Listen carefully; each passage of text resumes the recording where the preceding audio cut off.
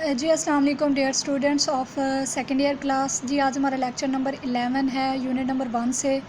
ठीक है, इसके अंदर हम लोगों ने डेटाबेस मॉडल्स की जो टाइप्स होती हैं ना उसको डिस्क्राइब करना है कि वो डेटाबेस मॉडल्स होते क्या हैं और उसकी टाइप्स कौन कौन सी होती हैं।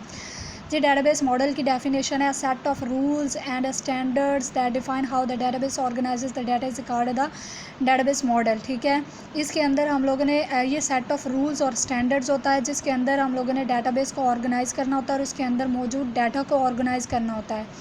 तो ये सेट ऑफ रूल्स जो डाटा को ऑर्गेनाइज़ करने के लिए यूज़ होते हैं डेटाबेस के अंदर, इसको हम लोग डेटाबेस मॉडल कहते हैं। It also defines how the users view the organisation of the data. ये आल्सो इसके अंदर ये भी डिस्क्राइब किया जाता है कि जो ऑर्गेनाइजेशंस होती हैं वो यूज़र किस तरह से उनको व्यू करता है, यूज़र किस तरह से उनको यूज़ करता है कि वो डाटा को ऑर्गेनाइज़ कर सकें।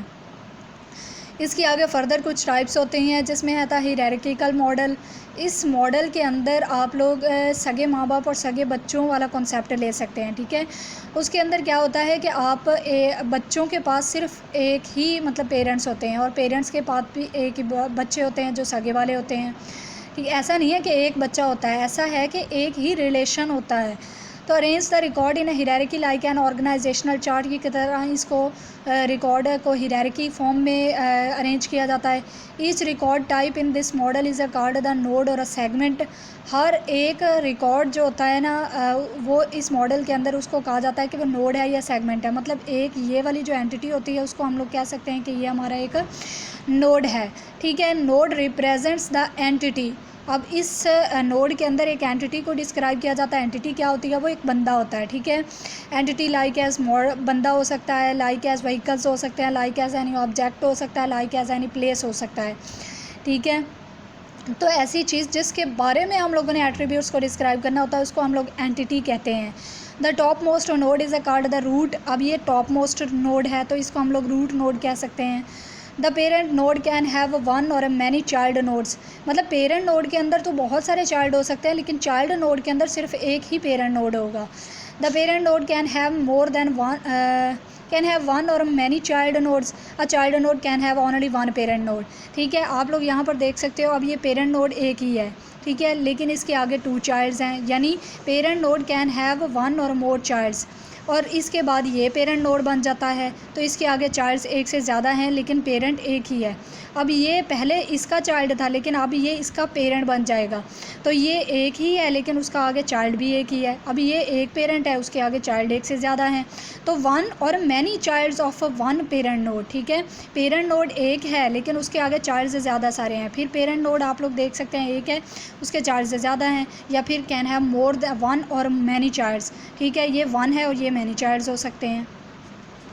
या था हायरार्किकल मॉडल जिसके अंदर हम लोग ये कह सकते हैं कि पेरेंट नोड के अंदर हमारा एक ही चाइल्ड नोड, बहुत सारे हो सकते हैं लेकिन चाइल्ड नोड के पास एक ही पेरेंट नोड होगा।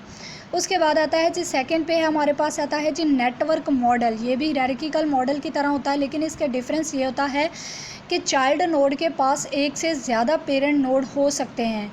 ठीक है, पीछे हमने कहा था कि एक ही पेरेंट नोड होगा लेकिन यहाँ पर हम लोग कह सकते हैं कि वन और मोर parent node.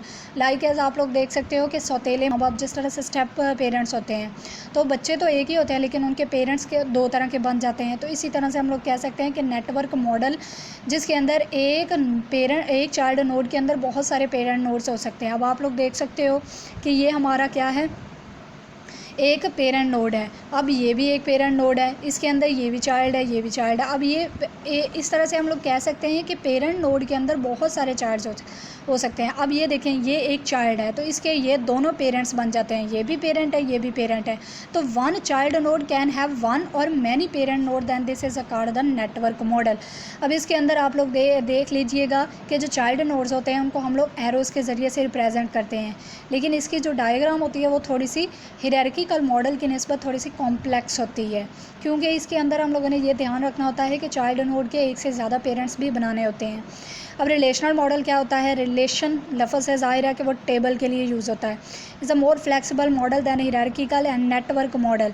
This model consist of a simple relations के अंदर, इसके अंदर सिंपल रिलेशंस पाए जाते हैं।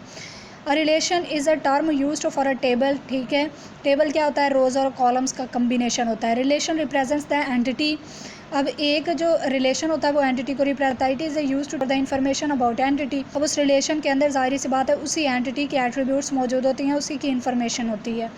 Thank you so much for watching this lecture. जी प्लीज़ इस चैनल को सब्सक्राइब कीजिएगा। अगर कोई भी क्वेश्चन हो तो कमेंट बॉक्स में आप पूछ सकते हैं।